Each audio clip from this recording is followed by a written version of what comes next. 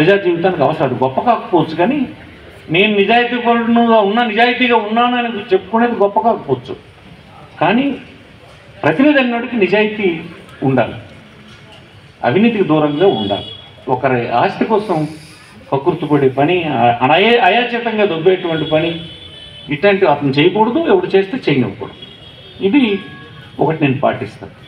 3, ఈ ప్రాంతానికి నేను అభివృద్ధి చేయకపోతే ఎవడు చేస్తుంది? ఇంకెవడని చేసేది దగ్గర ఏం చేయలేదు. నేను కడప నుంచి ఎవడో వచ్చి చెప్పాడు, నేను అది సుబ్బారెడ్డిను ఈ భూమి దొబ్బేస్తాము మాకు వచ్చేస్తాడు. నీవెవడిని ఇక్కడ రమ్మన్నాడు?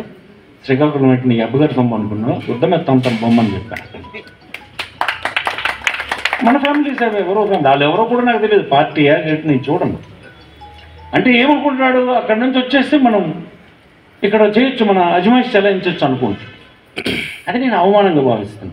ఇవన్నీ ఏవి మీకు ఎలక్షన్లో అక్కర్లేదని అంటే పక్క కాన్స్టిట్యూన్సీ ఇప్పుడు సీన్ చెప్పాడు చూడండి, కొందరికి ఎందుకు ఇచ్చేస్తున్నారు అక్కడి నుంచి? అసలు ఈ పట్టణానికి వచ్చిన వాళ్ళు ఎక్కడి నుంచి వస్తున్నారు? మీరు ఒకసారి ఆలోచించండి. ఇంకొక ప్రాంతం నుంచి ఇక్కడికి ఎందుకు వస్తున్నారు?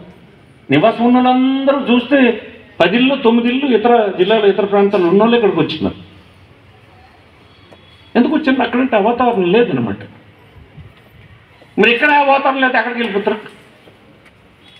వాతావరణం లేకపోవడానికి ఏం పెద్ద ఇదేముంది, వదిలేస్తే అయిపోతుంది, రౌడీలు మయం అయిపోతుంది.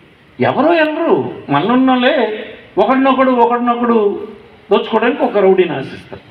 ఆ రౌడీకి ఆడికంటే పెద్ద రౌడీ ఇంకోటి ఎక్కడో ఉంటాడు, ఆ పెద్ద రౌడీకి ఇంకొక అసలు బాస్ ఇంకోటి ఉంటాడు. ఈ సిస్టమ్ అలాగే ఈ రౌడీల చేతిలోకి వెళ్ళిపోతుంది. ఎలా పాడైపోయినాయంటే మిగతా దగ్గర ఇవే.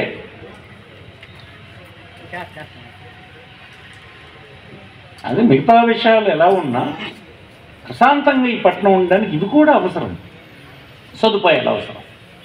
సదుపాయాలు చేయగలిసినవన్నీ చేసాం. ఈనాడు ప్రభుత్వం నుంచి ఇచ్చిన అన్ని రకాల సదుపాయాలు ఇంకోటి ఎవరు చేయలేదు.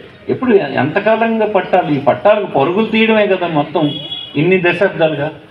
ఈ ఒక్కసారికి మొత్తం అందరికీ పట్టణం చుట్టూ భూమి కొని 500 కోట్ల రూపాయల భూమి కొని దగ్గర ఈ నియోజకవర్గంలోకి 20,000 మందికి పట్టాలు ఇచ్చే కార్యక్రమం చేస్తాం. కొంతమందికి ఇల్లు శాంక్షన్ ఇచ్చాం, మిగతా వాళ్ళు ఊర్లు నిర్మాణం చేస్తున్నాం.